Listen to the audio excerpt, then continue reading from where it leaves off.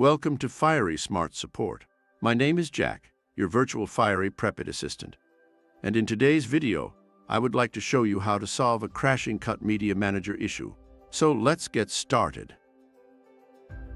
Starting with Fiery Prepit version 6.3.1.12, a new option to allow nesting pages to always output the same size was introduced. When not using this new option correct, it will lead to the Cut Media Manager to crash, and as a result close immediately. A Fiery Prepit server restart will be required then afterwards.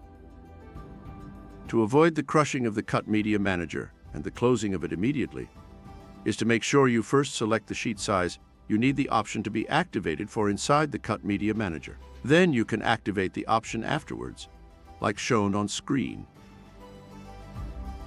And this is how you can easily solve a crashing Cut Media Manager problem in Fiery Prepit. Thanks for watching.